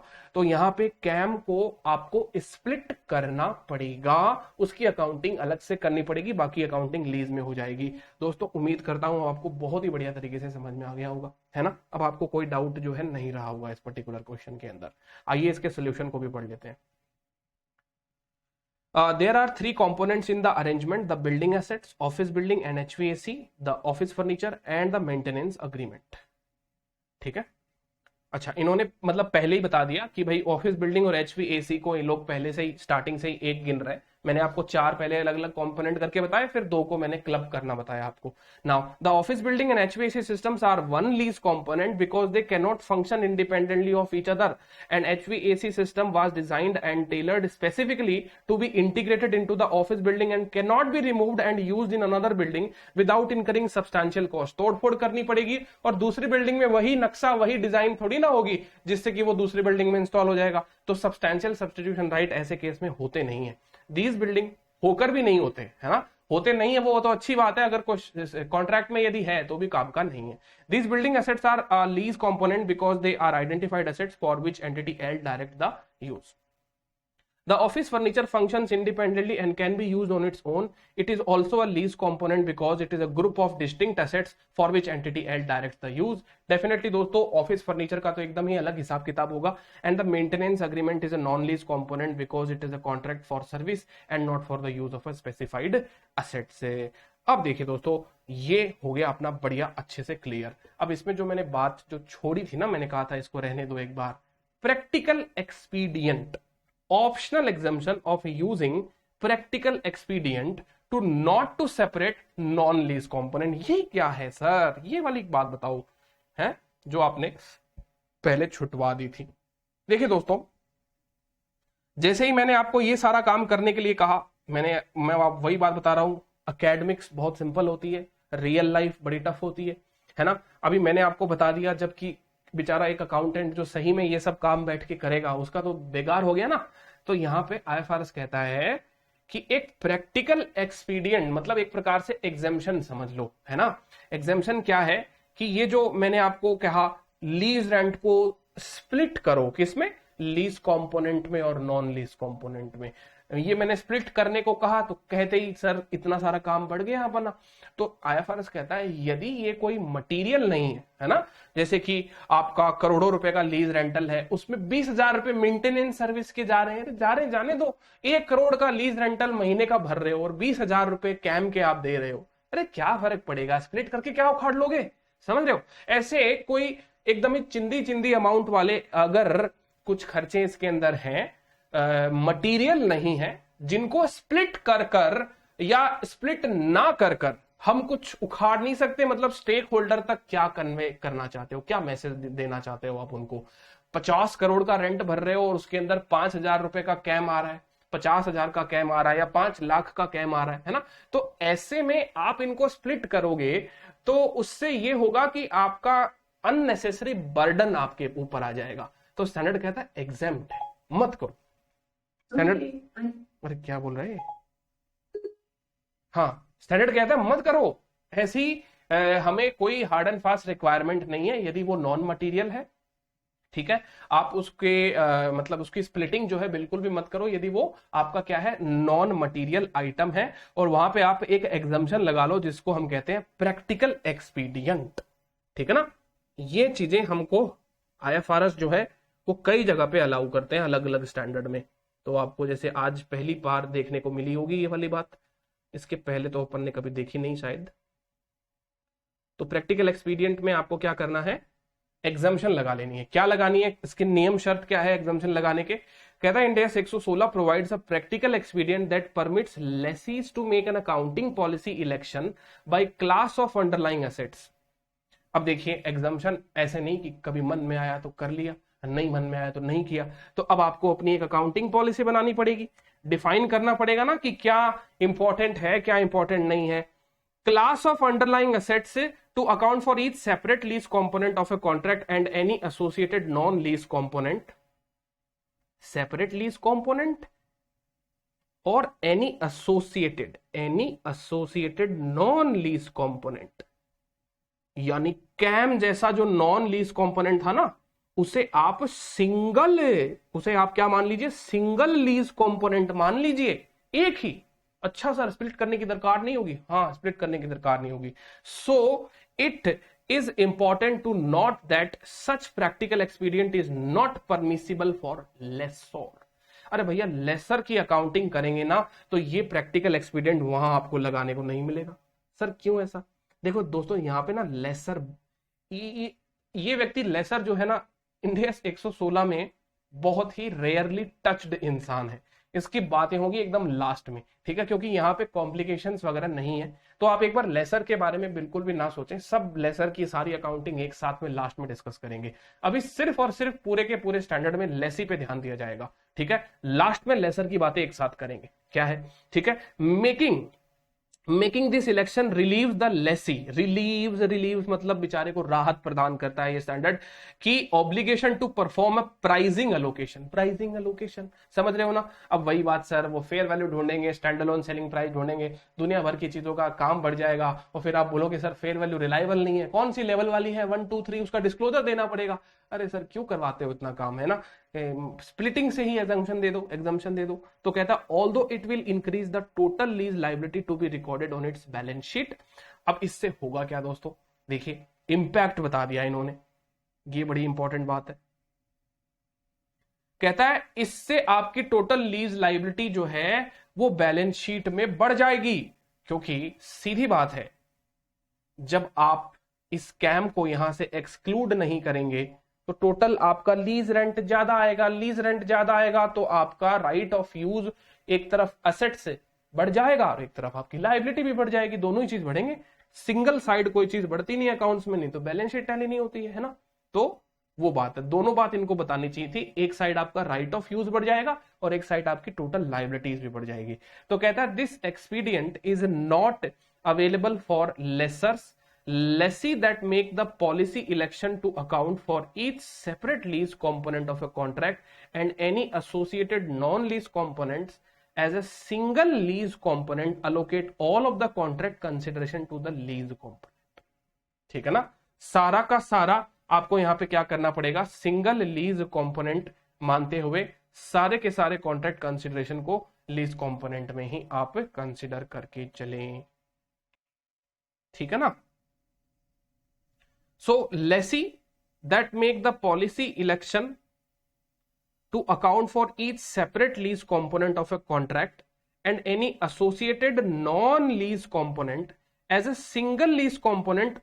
तो ये जो बात कह रहा है ना, ये वाली बात, इस बात का अर्थ क्या निकल जाता है कि लेसी को नॉन लीज कंपोनेंट वाला कंसिडरेशन लीज कंपोनेंट में ही अलोकेट करने को मिल जाता है। यानी इररेस्पेक्टिव मैं कैम का कितना भी चार्ज कर रहा हूं, वो सारा का सारा अमाउंट जो है वो मैं लीज कंपोनेंट में डाल दूंगा और कैम को मैं अलग से रिकॉग्नाइज नहीं करूंगा, गायब कर दूंगा पूरे के पूरे क्वेश्चन से। जैसे कि इस क्वेश्चन में कैम था ही नहीं, राइट, एज इफ की इस क्वेश्चन में कैम जो है वो था ही नहीं और ये टोटल लीज रेंट जो है वो आपका अपने आप ही हायर हो जाएगा, क्योंकि इसमें कैम का भी अमाउंट जुड़ा हुआ रहेगा और ये अलोकेट किस में रहेगा, ऊपर वाले लीज कंपोनेंट में अलोकेट हो जाएगा। So we will not talk about CAM at all in the question, है ना, यही कहने की बातें हो रही है इसके अंदर। तो हो गई सारी की सारी बातें। It is very important to note that practical expedient does not allow. अब देखो यहां पे इंपॉर्टेंट बात आ गई है, practical expedient does not allow lessee to account for multiple lease components of a contract as a single lease component if it meets the condition provided in 3221। 3221 में क्या पढ़ा था अपन ने, वो वाली बात, वो जो दो कंडीशन थी ना, दोनों कंडीशन अगर एक साथ सेटिस्फाई होती है तो जाकर आपका नया लीज कंपोनेंट निकलेगा। जैसे कि यहाँ पे इस पर्टिकुलर क्वेश्चन के अंदर ऑफिस बिल्डिंग विथ HVAC और दूसरा ऑफिस फर्नीचर, इनको एक नहीं कर सकते, समझे कि नहीं समझे। देखिए एक्सकैवेटर आपने लीज पे लिया, उसके बड़े सारे कंपोनेंट थे, आपने एक्सकैवेटर का एक ही लीज बना दिया, चलेगा, लेकिन एक्सकैवेटर और लोडिंग ट्रक इन्हें तो एक नहीं कर सकते हम, इन्हें एक करना गलत बात है। बोले ना ना ना ना, ऐसा नहीं हो सकता। मतलब हमने आपको प्रैक्टिकल एक्सपीडियंट दिया है तो कल को आपको हमने तो अंगुलू दिखाई, आप तो सर पे ही चढ़ के बैठ गए, इतना एग्जामिनेशन नहीं मिलने वाला। अलग अलग लीज कंपोनेंट है तो अलग अलग लीज कंपोनेंट में अकाउंटिंग करिए, ठीक है, और उनके अंदर आप शॉर्टकट जाने की कोशिश ना करें। यदि 3221 के क्राइटेरिया फुलफिल होते हैं तो you have to account the multiple lease component in a single contract, right, फिर वो आपको करना ही पड़ेगा। कंसिडरेशन को कैसे अलोकेट करेंगे, कर चुके हैं हम सर इसका क्वेश्चन, तो अब क्या बता रहे हो, इसका तो क्वेश्चन ही कर लिया। कहता है determining and allocating the consideration in the contract, जो लेसी करने वाला है कैसे करेगा, lessee that do not make an accounting policy election by class of underlying asset to use the practical expedient, यानी जो प्रैक्टिकल एक्सपीडियंट नहीं यूज लेते उनके लिए काम आएगा, है ना। तो कहता है as discussed about to account for each separate lease component of a contract and any associated non lease component, जिसे अलग से अकाउंट फॉर करना पड़ेगा, as a single lease component are required to allocate the consideration in the contract to lease and non lease component on a relative stand alone selling price basis. तो वो जो अपन ने ये जो देखा था, ये सब क्या था, relative stand alone selling price basis पे तो किया था। ये देखिए क्या है मेरा relative stand alone selling price, है ना, इसके बेसिस पे एलोकेशन किया था। तो कहता है lessees are required to use observable stand alone prices, that is prices at which a customer would purchase a component of a contract separately. अगर वही चीज बाजार में इंडिपेंडेंटली ट्रेड होती तो कितने में मिलती, when available if observable stand alone prices are not readily available, lessee estimates stand alone prices maximising the use of observable information. देखो वास्तव में क्या हो गया यहाँ पे, ये सारी बातें लिख कर दी ना, बढ़ा दिया, अकाउंटेंट का तो काम बढ़ा दिया। बोला ऑब्जर्वेबल इनपुट से पता लगाओ पहले तो कि क्या है उसका स्टैंड अलोन सेलिंग प्राइस, नहीं पता लग रहा तो ढूंढो, करना तो पड़ेगा, ठीक है। तो आपको उसका एस्टिमेट तो भैया लगाना तो पड़ेगा, मना नहीं कर सकते आप कि सर मुझे तो पता ही नहीं इसका स्टैंड अलोन सेलिंग प्राइस क्या होता है। गो फॉर इट, है ना, सर्च करिए, ढूंढिए, एस्टिमेट लगाइए, बेस्ट काम करिए आप जो भी कर सकते हैं। ऑब्जर्वेबल इनपुट्स को ज्यादा से ज्यादा ध्यान में रखिए, है ना। ऑब्जर्वेबल इनपुट्स का मतलब यही होता है कि आपके पीयर लोग जो हैं वो कैम का क्या चार्ज कर रहे हैं, बिल्डिंग रेंट का क्या चार्ज है, क्या रेट चल रही है, एरिया कैसा है, तो बहुत सारा जॉब जो है वो बढ़ जाता है फिर, ठीक है। आइए दोस्तों 14 वाले इलस्ट्रेशन में आते हैं, activities which are not components of a lease contract. अच्छा ये तो हेडिंग है। सिनेरियो ए में कहता है A lessee enters into a 5-year lease of equipment with fixed annual payment of 10,000 रुपया and the contract contains fixed annual payment as follow, 8,000 for rent और 1,500 for maintenance and 500 for administrative task. ये हो गया। How the consideration would be allocated. अब देखिए दोस्तों consideration allocate कैसे होगा ये पूछ रहा है, तो भैया स्टैंड अलोन सेलिंग प्राइस तो बताओ, ये कोई रियल लाइफ थोड़ी जो हम ढूंढ के लाएंगे, तुमको बताना पड़ेगा तभी एलोकेट हो पाएगा, अदरवाइज हम तो एलोकेट नहीं कर पाएंगे, हम तो ज्ञान लिख देंगे इंडेस का। Based on relative stand alone selling price the consideration will be allocated. 10,000 का एलोकेशन रिलेटिव एसएसपी के रेशियो में होगा एंड वी डोंट नो कि what is the relative SSP, ठीक है ना। तो जब रिलेटिव एसएसपी नहीं है, ये तो बताया जा रहा है कि आप 8,000 रेंट भर रहे हो, 1,500 का मेंटेनेंस भर रहे हो और 500 का एडमिनिस्ट्रेटिव टास्क का भर रहे हो, तो जो कॉन्ट्रैक्ट में ये बताया गया ये सही नहीं है। ये तो मैंने आपको पहले ही बताया था 8,000, 1,500, 500। तो आप तो कहोगे सर हो गया ना एलोकेशन, किस बात की एलोकेशन की बात कर रहे हो। अरे नहीं, ऐसे थोड़ी ना होता है, ये तो आपको कॉन्ट्रैक्ट में बताया गया है। अब आप क्या करेंगे, इनका रिलेटिव स्टैंडअलोन सेलिंग प्राइस निकालेंगे।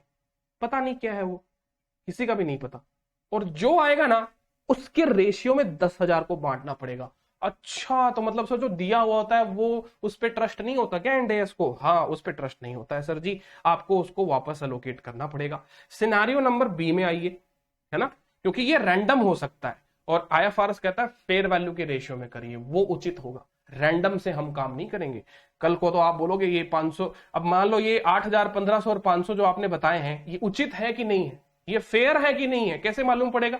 मैंने आपको एग्जांपल दिया था, आप कल को हो सकता है, जैसे सपोज करो आपको एक एग्जांपल देता हूं, क्या एग्जांपल दे मैं, कोई लैपटॉप है, सपोज करिए लैपटॉप के साथ में आपको माउस मिल गया, राइट। अब वो सामने वाला वेंडर बोलता है कि माउस का तो 1,00,000 रुपए है और साथ में लैपटॉप फ्री है।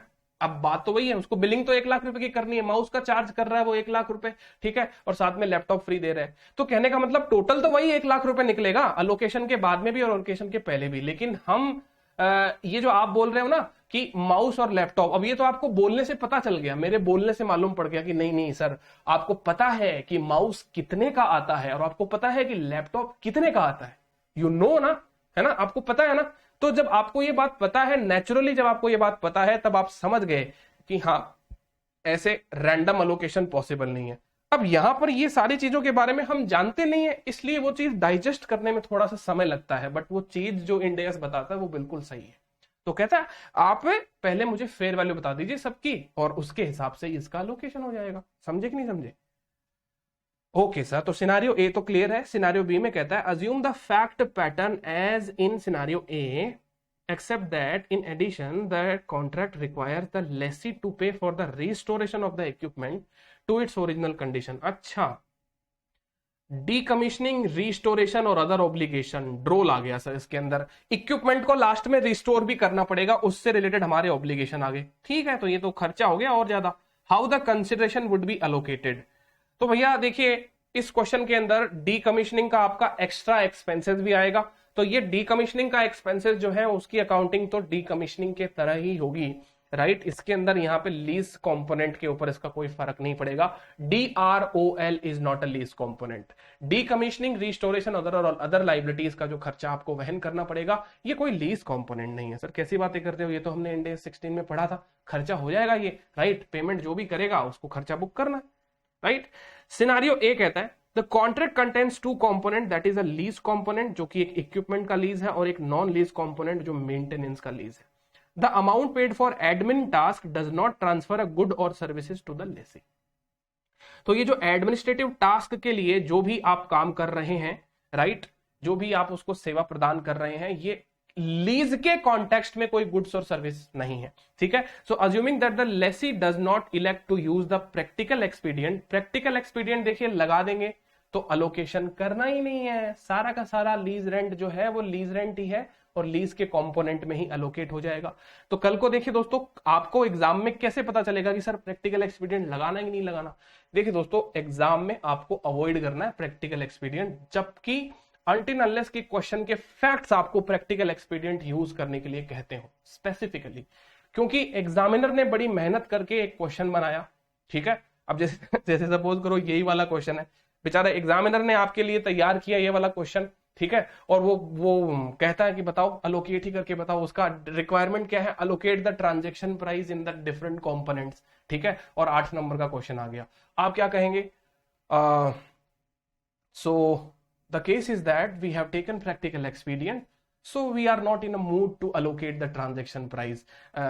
तो ये हमारा कॉन्ट्रैक्ट जो है वो सिंगल लीज कंपोनेंट का है, सारा कंसिडरेशन लीज रेंट ही है। क्या करेंगे सर लीज रेंट को अलोकेट करते हुए? तो दोस्तों यहां पे आपने उसको डिसरेस्पेक्ट कर दिया प्रैक्टिकल एक्सपीडियंट लगा के, तो बेचारे का डिमोटिवेशन हो जाएगा एग्जामिनर का। वो बोलेगा भाई साहब मैंने इतनी मेहनत करके सवाल बनाया है, चलो अब मैं रिजल्ट निकालने में भी प्रैक्टिकल एक्सपीडियंट ही लगा दूंगा।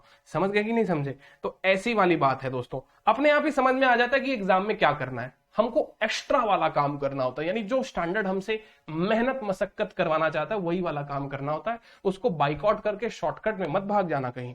समझ गए कि नहीं समझे? तो प्रैक्टिकल एक्सपीडियंट आपको हमेशा यही अज्यूम करना है कि नहीं लगाना है जब तक कि क्वेश्चन वाला आपको सामने से ना कह दे। ठीक है, okay. Assuming that the lessee does not elect to use practical expedient as per para 15 of India 116 both the lessee and the lessor account for the lease of equipment and maintenance component separately and the administrative charges is included in the total consideration to be allocated between those components, therefore total consideration in the contract 50,000। दोस्तों ये गलत print कर दिया यहाँ पे इसने, यहाँ पे देखिए या तो यहाँ पे गलत है या वहां पे गलत है, तो देख लीजिए मैं इसको 10,000 ही कर दे रहा हूं, ये या तो इंस्टीट्यूट से कोई भूल हो गई होगी ऐसे ही कॉपी पेस्ट के अंदर। ठीक है ना, कोई दिक्कत वाली बात नहीं है इसके अंदर। तो that will be allocated to the lease component equipment और नॉन लीज कंपोनेंट मेंटेनेंस। समझ गए? तो इसको आपको रिलेटिव स्टैंडअलोन सेलिंग प्राइस के रेशियो में बांटना है। कैसे बांटना है? रिलेटिव SSP, इसके रेशियो में बांट देना है। कॉन्ट्रैक्ट सिनारियो बी में वो एक ड्रोल का ऑब्लिगेशन है। कॉन्ट्रैक्ट स्टिल कंटेन्स 2 कंपोनेंट, एक तो लीज जो इक्विपमेंट का है और दूसरा नॉन लीज जो मेंटेनेंस का है। Similarly to the amount paid for admin task the restoration does not transfer a good और services to the lessee as it is only performed at the end of the lease term. ठीक है, therefore total consideration जो है 50,000 का will be allocated to the lease component और non lease component maintenance, वही relative standalone selling price के ratio के अंदर। आगे बात समझ में? आइए अब स्टडी मटेरियल का भी एग्जांपल कर लेते हैं। Lessee enters into a lease of an equipment, the contract stipulate the lessor will perform maintenance of the leased equipment and received consideration for that maintenance services. The contract include the following fixed prices for the lease or non-lease component. Lease का 80,000, maintenance का 10,000, ये 90,000। देखिए दोस्तों, अब आप वही है, starting में जब आपने एक दो बार चीजों का लॉजिक समझ लिया, बाद में आगे आपको वापस वही क्वेश्चन नहीं आएगा, है ना। क्योंकि अलोकेट क्या करना पड़ा सर, हो गया अलोकेट, तो 80 और 10 दिया हुआ ना 90, लेकिन इंडेक्स क्या बोलता है, ना ना ना ये गलत भी हो सकता है, फेयर वैल्यू बताइए। तो कहता है फेयर वैल्यू ऐसा है कि लीज जो है स्टैंडअलोन सेलिंग प्राइस उसका 85,000 है, मेंटेनेंस का स्टैंडअलोन सेलिंग प्राइस 15,000 है। तो आप एक काम करिए, 85 और 15 के रेशियो में आपका 90 का कंसिडरेशन जो है वो अलोकेट कर दीजिए। ये लीजिए 85 और 15, इतना इतना आ गया, है ना। तो देखिए फर्क हो गया ना, ये वाला दिया है 85,000, यहां पे आ रहा है 76,500। तो अलोकेशन में इस प्रकार से फर्क आ जाता है। आगे बात समझ में। Determining and allocating the consideration in the contract, ये जो है लेसर्स के बारे में। तो देखिए दोस्तों, लेसर्स को ये वो नहीं दिया हुआ। Lessors are required to allocate the consideration in the contract to the lease and any associated non-lease components by applying paragraph, last वाले पैराग्राफ में बाद में आएगा ये आपको। तो ये आपको लेसर्स को अलोकेट करना पड़ेगा, कंपल्सरी है ये, without any practical expedient. Lessor के लिए क्या लिखती है, लेसर के लिए कंपल्सरी है, प्रैक्टिकल एक्सपीडियंट इन लोगों के ऊपर एप्लीकेबल नहीं होता, करना ही पड़ेगा, करना ही पड़ेगा, क्योंकि इनके लिए वो रेवेन्यू जनरेटिंग सोर्स है और इसके ऊपर इंड AS 115 भी लग जाता है जब आप सेल करते हो गुड्स और सर्विस की। तो 115 का भी ध्यान रखना पड़ेगा, इसलिए बोलता हूं एक बार लेसर को